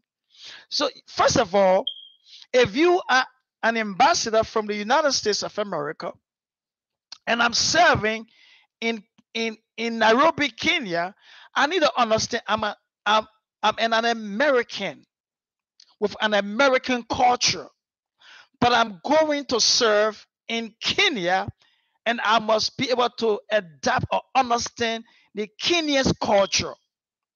Why? Because I'm in a different culture. And some ambassadors and diplomats are unable to be adjusted in the cultural environment. And if you cannot get adjusted in the cultural environment, you cannot succeed. You cannot be tactful. You cannot be efficient. So your culture as an ambassador is important, but the culture of the next person is important. So I'm an ambassador from South Africa into Nigeria. I have a cultural experience. What's my cultural experience? I'm in Nigeria. My cultural history is from South Africa. But then I'm also interacting with other embassies and ambassadors in Nigeria as well. I'm also relating with other cultural people. So understanding culture is important. And one of the things that causing problem to our effectiveness and efficiency. Ambassadors need to understand culture. Hear me, when you come to our chat room, we have culture on our chat room. Culture can also be part of the rules and regulations, the things that govern the other country. That's why, listen to this. That's why when you are sent from your country becomes the sending agent or the sending state. The country you go to, it becomes the receiving agent or the receiving state. Now, When you do something and do not follow the culture of that country, or you broke the law, or you melted into the business, this says the ambassador is have been referred to as non uh don't be ahead of these notes. Yeah. Has been referred to as non grandfather. Simply means you have to leave the country because you have broken the rules, the regulations, or the cultural differences. So it is important. A receiving country can receive you, but if you melt into something that is not right, they can ask you to leave that country. And under international law, you have to leave that country. Under international law, you have to leave. You cannot say, no, I'm an ambassador here. I have to stay here but to serve. No, if the receiving country have realized that you have done something contrary to the rules, the regulations, you met it in the government, or, or you do that. And in fact, in 2015, the United States of America posed a sanction on Russia because they believe that Russia melted in the elections.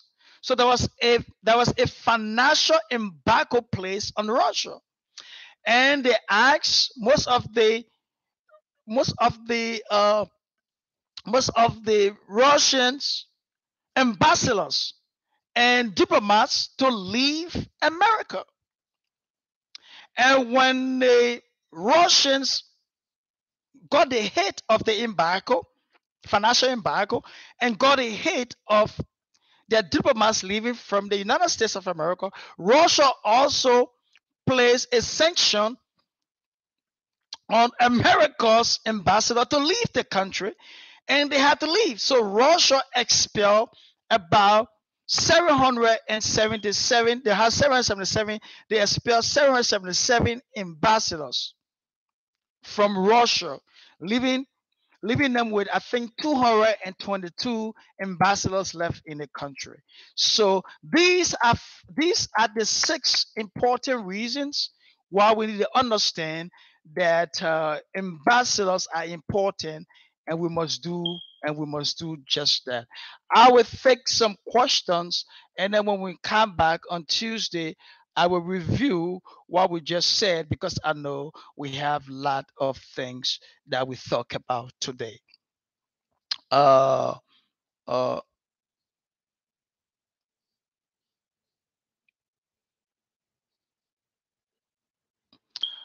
okay. So, somebody asked here,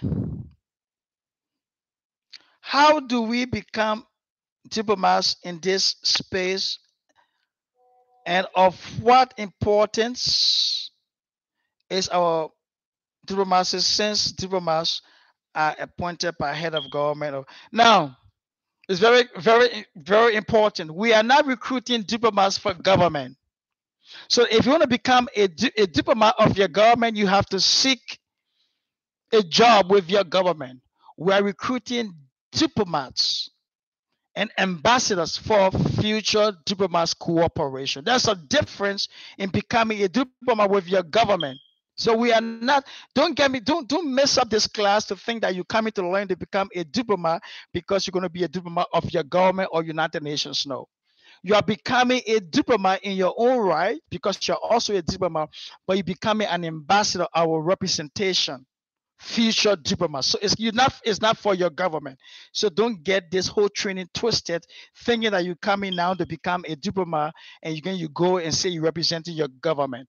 Those of you who are attending this training, those of you who are going to be opportune to get an ID card, you're going to see it's going to say future diplomats ambassador, not ambassador of Ghana government, or not the ambassador of the American government. So don't get it wrong, right? Don't get it wrong. Let's be mindful of that. You are not a diplomat of your government, right? If you're looking for a job with your government now, you're at the wrong place. If you're looking for a job with the United Nations, you're at the wrong place. We are training diplomats for the future diplomats cooperation, not for your government. All right. Let me get to the next question. Can diplomats engage in other private business or businesses while on a diplomatic mission? All right. So if you are in Ghana and you want to go to India on a diplomatic mission on your business affairs, yes, you're going to conduct a business. But if an entity sent you, for instance, the future diplomat sent you to go to South Africa, but you're a businessman and you think you can go on mission for the future diplomats and leave our mission and start setting your business, no, you're going to be brought back home. You can never do your personal business on a diplomatic mission. Yes, you can go on a diplomatic mission on your business's account and you can conduct your business. But you can never do a diplomatic mission on another person's account. Again, if you are representing a government, not a future, if you're ambassador with the Ghanaian government and to send you here to the US, you cannot come and start selling your Ghana must go bag or your Ghana must go shoes or clothes. You are on a diplomatic mission. You are here to protect the interests of your government and the interests of your people. You are here to protect your citizens and make sure the citizens in the US is getting the services that they need, either from the US government or from the Ghanaian government. So you cannot come here and start selling Ghanaian clothes and Ghanaian shoes and Ghanaian handbag as a diplomat. You have lost your integrity. You have lost or becoming a diplomat or becoming a business setting agent. So no, you cannot be sent on a diplomatic mission and start selling clothes. You cannot do that, right? Let me take another question. Did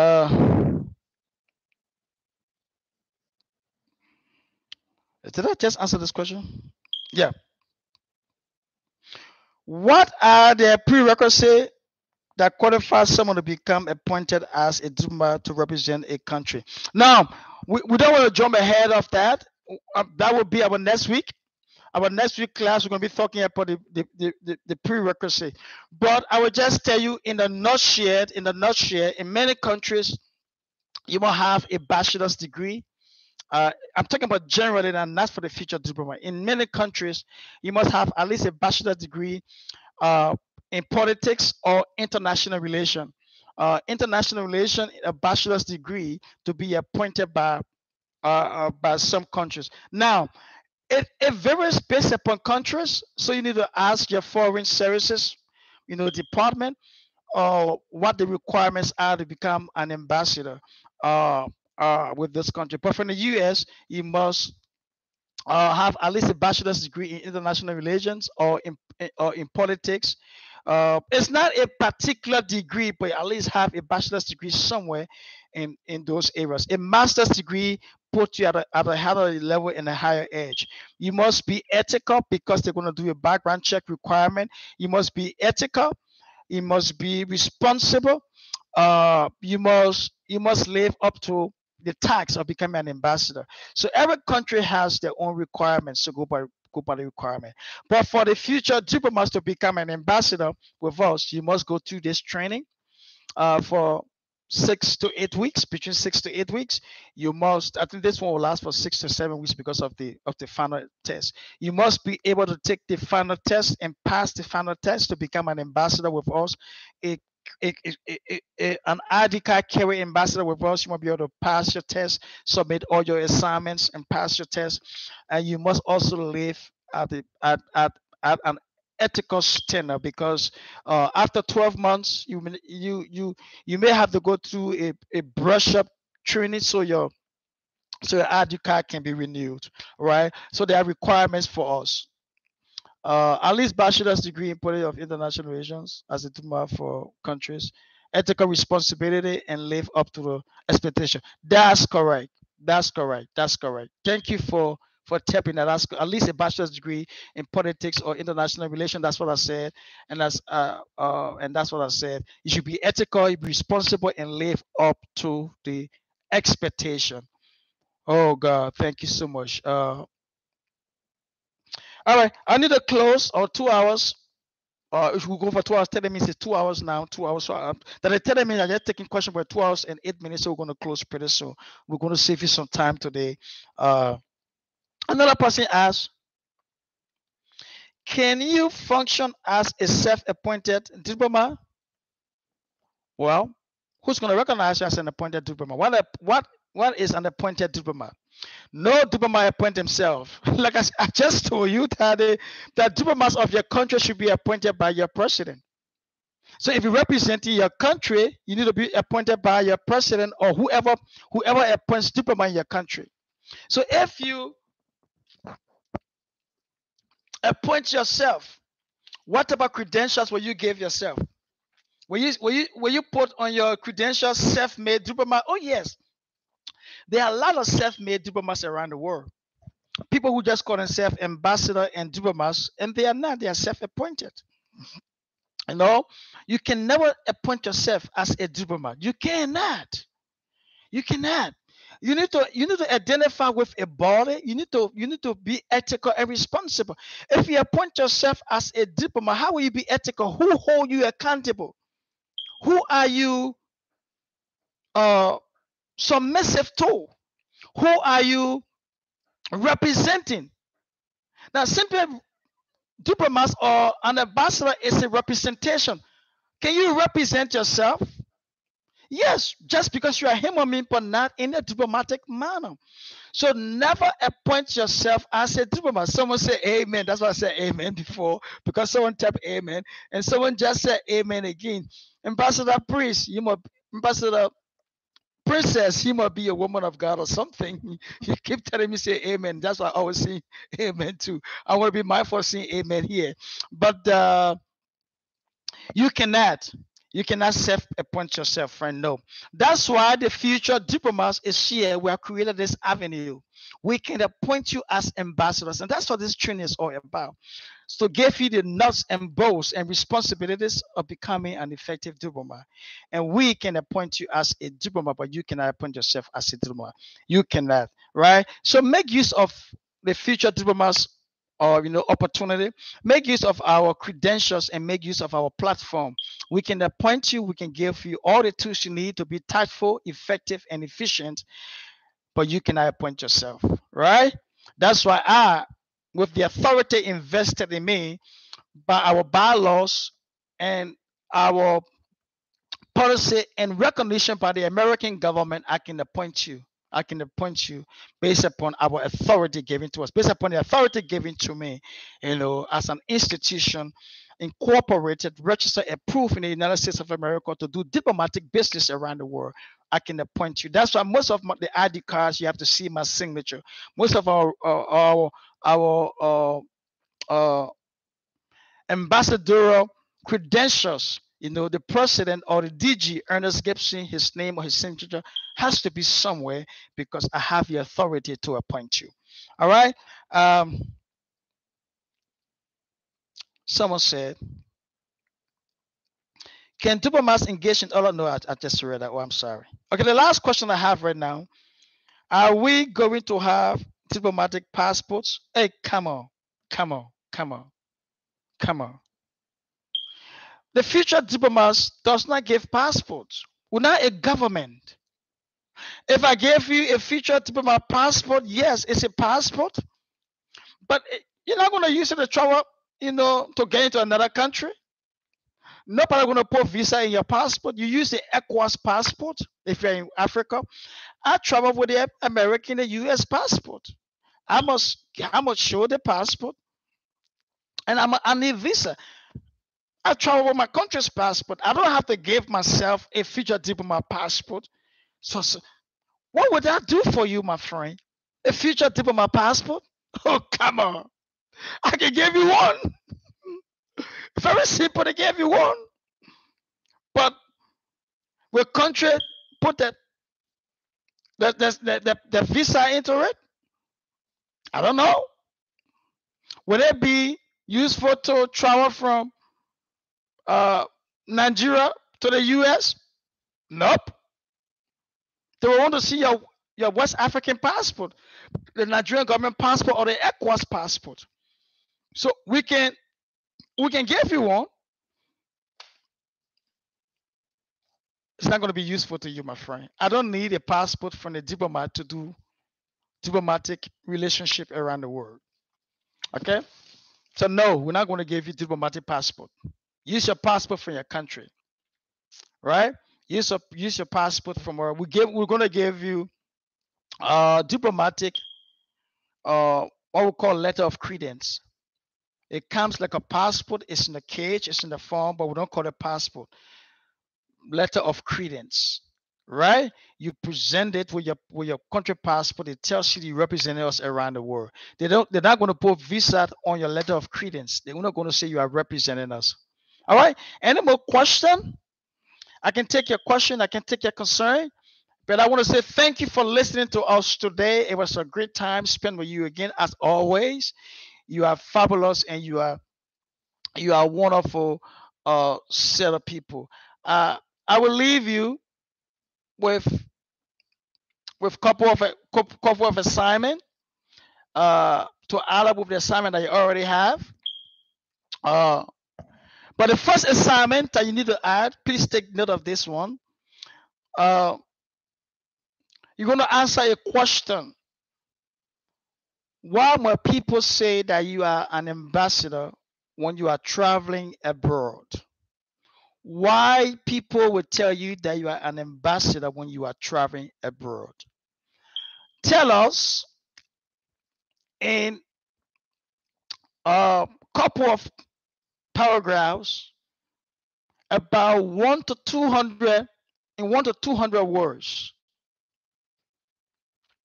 Why? No, sorry, in 200 words. I want to say 2 to 300, but I want to say 2.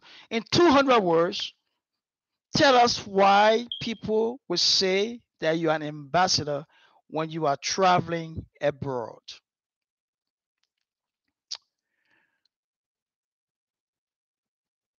So that's your assignment for this week. Please do it. I'm talking about assignment. Understand that. Remember that we have discussed the private actors in diplomacy, and we say big girls and the wealth Mandela girls. They are in people-to-people diplomacy.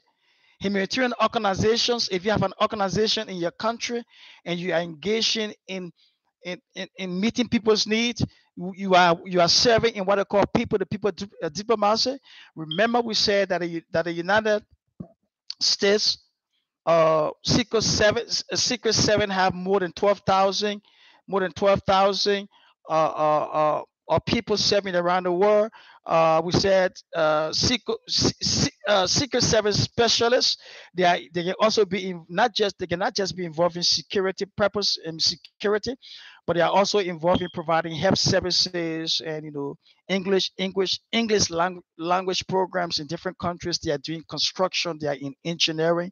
I said, by international law, if a diplomat or an ambassador has been declared persona non grata. Remember this word, persona non grata. That means that the person must leave that country, and they may leave immediately or based upon the time they leave. It's called persona non grata. It's PERSONA.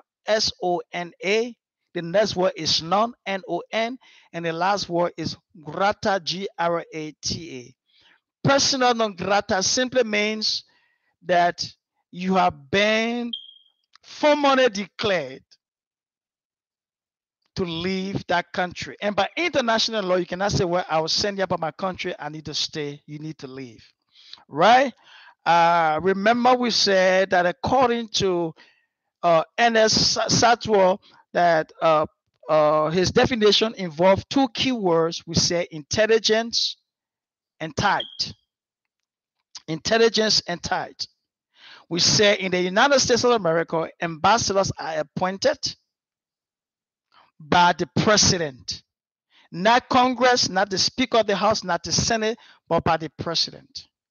We also said in our presentation that the United States having 265 diplomatic missions around the world. 265 diplomatic missions around the world. We also said that the act of one nation or state accepting the independence or legacy of another nation is called diplomatic recognition. Remember that. I review everything we did today in less than 5 minutes. The act of one nation or state accepting the independence or legacy of another nation, we say it is known as diplomatic recognition. Right? I did say I did explain to you that on Monday. If you never got this one, let me give it to you again. That the president and prime ministers also engage in diplomatic activities, and their diplomatic activities is known as summit, SUMMIT. So presidents are not called diplomats. Presidents cannot be prime ministers not be referred to rather as ambassadors, but they also engage in diplomatic activities, and their diplomatic activities can be referred to as the top or summit. Why? Because they are meeting people at the top. They are meeting other presidents. They are not meeting people at the bottom. They are meeting other presidents. They are meeting prime ministers. So the diplomatic operation is known as the top, or is called summit. Why summit? Because they meet with people at the summit when they're having the summit or the conferences at the United Nations headquarters. So remember that presidents also engage in diplomatic activities, and those diplomatic activities are called summit because they are at the top. Why am I leaving out? We said that an American humorist defined diplomacy as the art of being able to say donkey until you have a rock in your hand, and we say you must define the word dodgy, D-O-G-G-I-E, and what it means. Remember that. We also said the largest U.S. diplomatic mission is in the country of Mexico.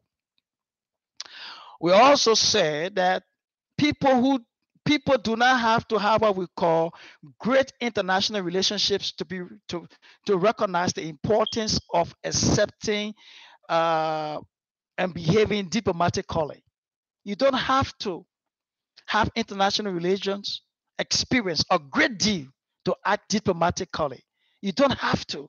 That's why we engage in our platform, act diplomatically when you come. Right? I gave you the 5 major branches of the services in the United States. We talk about the consular affairs, the helping people. We talk about the economic affairs. We talk about management affairs. Remember that.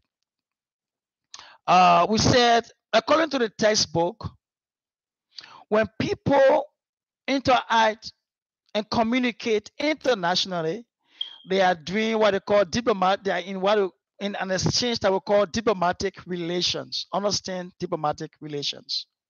We also said that the definition of diplomatic is an act of saying good things, but the rector said it was bad. Why? Because it shows some good things, politeness, but it also deceptive, and it provides the potential of violence. Remember that. Remember those things I'm telling you.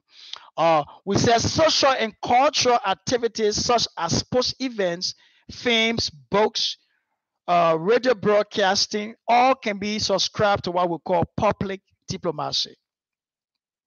Right? We say that right, I'm going to stop here. I cannot give you. I'm going to stop. I'm going to continue. I'm going to continue the review show when we meet next week. So God bless you. Thank you so much. I know some of you are writing these points down already. Yes. So can I have today's question again? Or which question was that? Is that the assignment?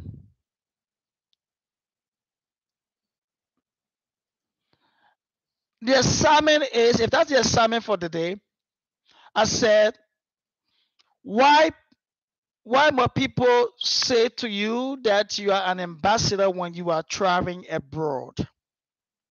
Why people say, oh, okay, I'm traveling abroad. Why people say I'm an ambassador?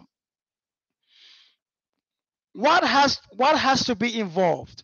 Or what are some of the things that have to be involved for people to say you are an ambassador? I said in those days when you're traveling abroad, you have to be, you know, an ambassador representing a country, or you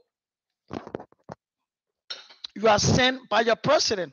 But why nowadays that when you are traveling abroad, the person say they are on a diplomatic mission. Okay, they are an ambassador. What it means by that? More power to you. Okay, Ambassador Judas, that's great. I appreciate this. This is for Ambassador Ama Mercy Samuel. And Ambassador Julius said, more power to your elbow. I know because you tapping more power to your elbow. Ambassador Mercy Samuel, the person want to say, we appreciate you. Yes, we appreciate you too, Ambassador Mercy Samuel. I appreciate you. Thank you, sir, for this lecture and explanation. I thank you too for participating. Nice presentation, DG School of Diplomacy. Thank you as well. I just go over some of the comments that we have right now. Okay, I cannot give you all the comments, but thank you ever so much. I would say, please submit your assignments. You have all the assignments, the one I gave you last week and the one I gave you today. They all have to be submitted to us by Sunday night by 11:55 your time and my time, 11:55 p.m. Not 12 o'clock a.m. Monday morning. No, 11:55. Again, I have started grading your assignments. The ones that were submitted, I'm gonna send back to you. Please let me say this to you. Some of you tap your assignments like when you open the email and like you sending me an email, you tap your assignment. It's unacceptable. It's not going to be graded. It's never accepted. You're not going to get a feedback from us. Follow the instructions. We said tap your assignment in the Word Perfect document. Put your name. That should be a cover page on your assignment. Put your name. Put your course title. Put your email and your address. Your email or telephone, your email that we can contact you with, and put the date of submission, the date you are submitting your assignment. Hear me, folks, this is a college, it's an institution. Don't submit assignment to your teacher, you send an email, please know this is my assignment, and you start typing something as an email to us. It's never accepted. So your assignments have been, some of your assignments have been rejected, and we send it back to you. Or we're not going to send it back to you. You have failed the assignment. You have to redo your assignment and send it. Tap a double space in the Word Perfect document. We want to know that you are an ambassador and you know how to create a document. That's part of your assignment. If you're making a report as an ambassador, will you just tap an email in an email and send it as a report? No, you have to tap it in a Word Perfect document. It has to be too. And watch your English grammar, watch your spelling. I went through most of it. You just, you know, common things that you are misspelling, and so you are losing points on those assignments. We're going to mark it. We're going to put a comment. We're going to send it back to you. You lose your point on misspelling. Or there's something that I don't know what you understand. What I want to say, run off sentences. Some people just write off the sentence and they make 3 or 4 paragraphs and try to make it in one sentence, or maybe 2 paragraphs in one sentence. No comma, no period, no exclamatory mark if there's needed. you're losing point on those type of assignments. All right. Be constructive in your assignment. Watch your English language. Watch your spelling again. Plagiarism. We we we discovered that some of you are taking people saying from the internet or from the book and just presenting it to us. We're all giving the author credit, right?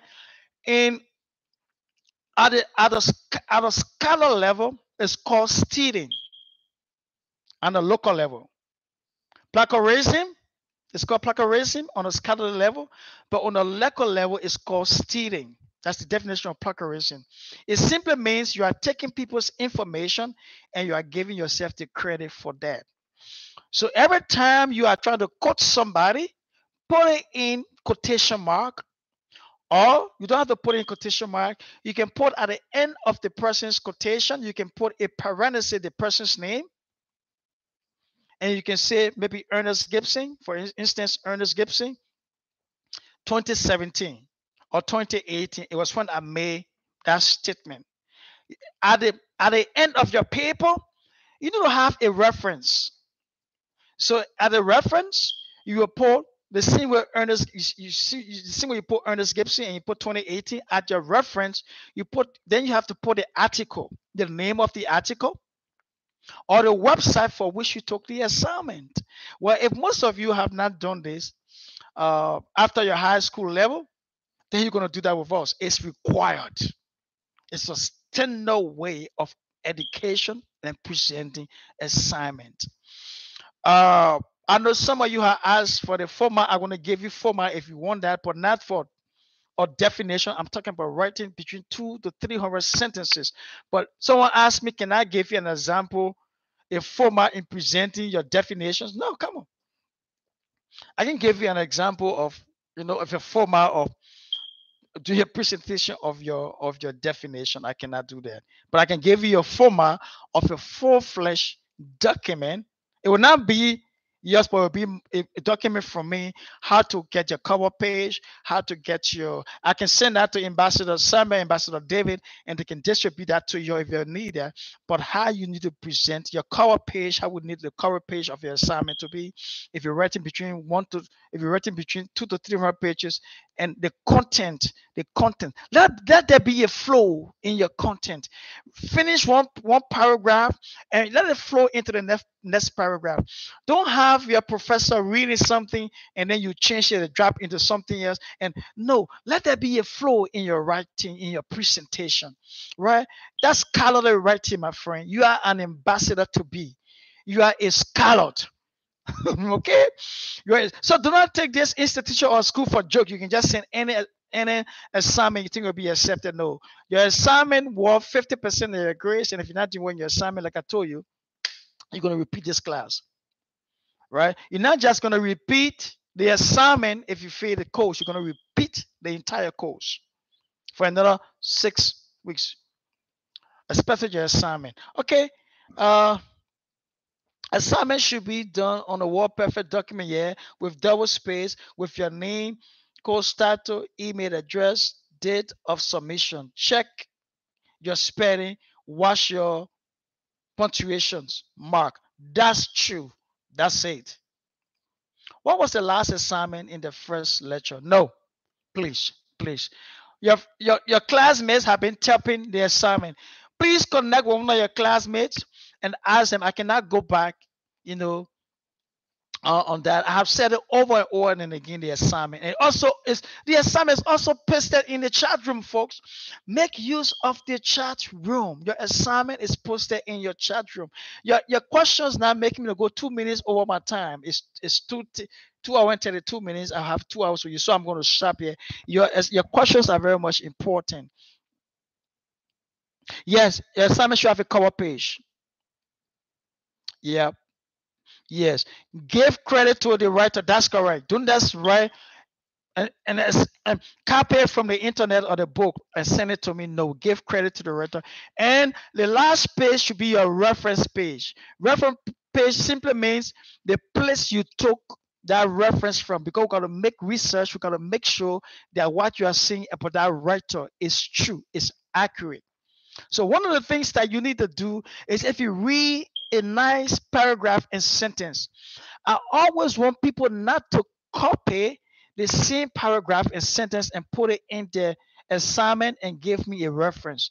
It's unacceptable most of the time. I want you to paraphrase. I want you to think about what the writer has said. Think about it and rewrite that sentence or the paragraph in your own words. It just means that you understand the material, you have that you have digested the material and you can present the material back to your professor or you can present the material to the world. Don't just copy and paste, folks. Read those paragraphs, digest those paragraphs, and rewrite them in your own words. It shows me and your professor that you have understood the material, the study book, you have understood the question, and you can present it back. So do not copy and paste. Rewrite in your own word, your own vocabulary. Rewrite sentences and let the sentences be constructive. Now, I may have to have a special section on assignments and presentation throughout the week if you need that. And I can help you to do that. But it will help you to be a composer, folks. And even after that, you can be able to write your own book. I have written 22 course books and materials, or I can help you give you the skills that are needed. And those materials are course books that you know people are using, bio colleges are using around the world. I can give you those hand up, and those preparation. But become a writer, become a producer. Write a material that will represent you that you can publish. Don't copy and post. I mean, copy and paste, right? Paraphrase it. Write your own sentences. Write your own words. I thank you ever so much. Remember, I'll be talking to you on Tuesday, not on Monday. Tuesday, class begin. Come on time. I'm going to work on the situation that we had today. I apologize again for technical difficulties. I'm going to work ahead of time so we can start. I always say come 10 minutes before class time, and then we're going to get you off class, right? Send your assignment to us on Sunday so the assignments can be done. Thank you so much. I will talk to you on Tuesday, and I will be looking forward to your assignment on Saturday night. Have a good week and a good weekend. Good night to most of you. Good afternoon and good evening. Again, I'm Ernest GIBSON. I am the founder and the director general of the Future Diplomats, and I'm glad that you are part of our training section. Share the link. Don't forget, please like this video after today. Share the link. Share the link. And everyone of you who liking our videos, I can know who liked the video because we have the report. Every country, everybody, including the age group of people who watching our video. Some of you have just watched the video for only 30 minutes. You're not watching the video at the end. It tells me who watched the video from start to finish. YouTube tells me, used to tell me some people just get it for 3 minutes and they get off. And some of you have watched the videos, but you're not liking. Every time you click on the video to watch, please like and please share. We need 1,000 people by the end of this week. We got 551 or 52 people right now. We need a balance 500 by the end of this week. So right now, as I talk to you, please go, please like, please share, please like, please subscribe. Tell your friend to subscribe. Tell your neighbors to subscribe. Tell everybody to subscribe. Remember, this training is free for you, but we'll also ask for donation. If you can donate for this training, because we still having more than 1,000 people waiting to get this training after you. So please have this training to be effective. Give us your contribution so that we can make our training a success. Thank you again. Like, subscribe, share. Like, subscribe, share, and donate. Ask us, we're going to send you the link. If you want to donate, you can donate $5, $10, $100, whatever it may be. Remember, we gave you all the books free of charge. That book alone and other course material could cost you about $75. These 2 hours training will cost you thousands of dollars if you are paying us to do this for you. Right? Remember, please learn to share, learn to give, learn to support the work of the future diplomat. It's because of you we are here. We are depending on your support. We are depending on that. We're not trying to just get from you, but we are giving and keep giving. We want you now to start sharing with us so that we can keep our doors open. We are on 48 nations around the world. Without asking anybody, without asking anybody for any money, we are giving everything free. It's time now for you to start just donating. We are not charging, just donate. Thank you so much. God bless you. I will talk to you again. Again, share, love, donate. Share, love, subscribe, donate. Share, love, subscribe, donate. Bye bye. God bless you. I will talk to you again.